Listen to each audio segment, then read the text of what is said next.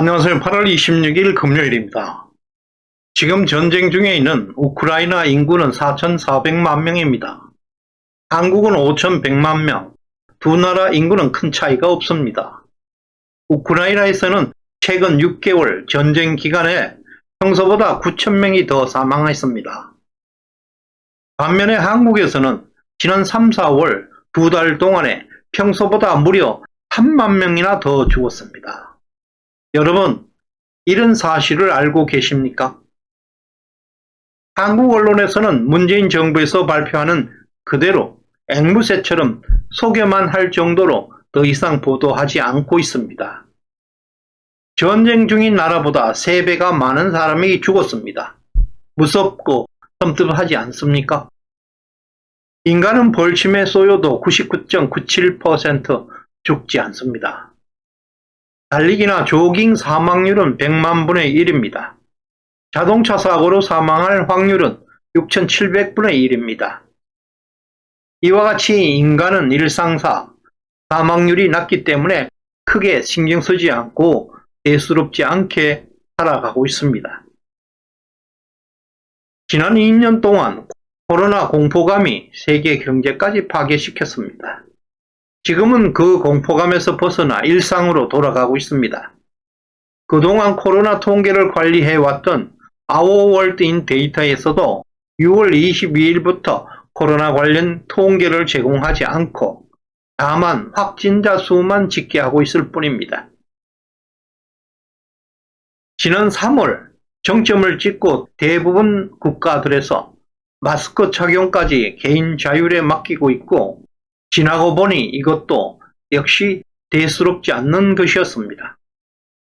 그런데 최근 외신에서 충격적인 사망률이 보도되고 있습니다. 사망률은 전쟁이나 질병 그리고 천재지변이 발생할 경우 사망률은 크게 변동할 수도 있습니다. 출생률과 마찬가지로 갑자기 변동하지는 않습니다. 꾸준히 안정적으로 추세 지향성을 보이는 지표입니다. 생명만큼 중요한 것은 없습니다. 사망자가 폭발적으로 증가했다면 거기에는 분명 중대한 일이 있었다고 추론할 수 있습니다. 먼저 2022년 올해 6월 유럽의 평균 사망률은 6.2%에 불과합니다. 반면에 유럽의 국가 중에서 포르투갈은 예전과 비교해서 올해 2022년 6월 사망률이 무려 23.9%까지 급등한 것으로 보고되고 있습니다. 포르투갈은 유럽에서 몰타에 이어서 두 번째로 백신 접종률이 높은 국가입니다. 포르투갈 보건당국은 원인 규명을 하고 있는데 백신 접종률도 하나의 변수로 포함하고 있다고 합니다. 그렇다면 백신 접종률 OECD 1위에 올라있는 한국, 우리나라 사망률은 어떤지 한번 알아보았습니다. 결론부터 말씀드리자면 포르투갈 이상 더 충격적인 결과가 나타나고 있습니다. 통계청에서는 매월 인구 통계를 발표하고 있는데요. 2021년 작년 9월부터 우리나라 사망률이 가파르게 치솟고 있는 것을 볼 수 있습니다. 2022년 올해 3, 4월 사망자 수가 가히 폭발적으로 증가했습니다.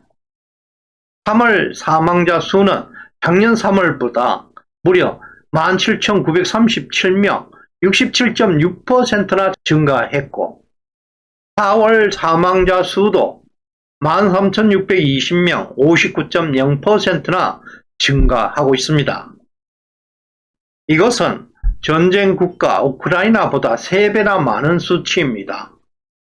문재인 정부에서는 그 원인에 대해서 코로나 때문이라고 발표하고 있는데요. 질병관리청에서 발표했던 코로나 공식 사망률은 0.12%입니다. 코로나 사망자 수를 빼고 순수 자연 사망자 수만을 비교해도 올 3월에 22.4%, 4월에는 무려 37.5%나 사망률이 높게 나오고 있습니다. 따라서 문재인 정부가 발표한 사망자 폭발의 원인은 거짓이라 하겠습니다. 한국에서는 전쟁도 없었습니다. 지난 3, 4월 한국에서는 우크라이나보다 3배나 많은 사람들이 죽었습니다. 지난 6개월 전쟁 기간에 우크라이나 전체 인구의 0.02%가 죽었습니다. 전쟁도 없는 한국에서는 2개월 동안 무려 인구의 0.06%나 죽었습니다. 도대체 지난 3, 4월에 한국에서 무슨 일이 벌어졌단 말입니까? 이 정도의 수치면 떼죽음이라 할 것입니다. 한 달에 평균 2만 5천 명이 사망했던 나라에서 갑자기 2달 연속해서 사망자 수가 4만 명이 넘어가고 있습니다. 전쟁이 터져도 이런 떼죽음은 없었을 것입니다. 이것에 대해서 통계청과 질병청은 이실 짓고 양심선언해야 할 것입니다. 문재인 정부는 통계청장을 교체할 만큼 불신을 받아왔습니다. 집권 내내 통계를 조작했고 정치 방향은 논란의 대상이 되었습니다. 윤석열 정부는 사망자 폭발 원인을 철저하게 밝혀내야 할 것입니다. 시청해 주셔서 감사드립니다.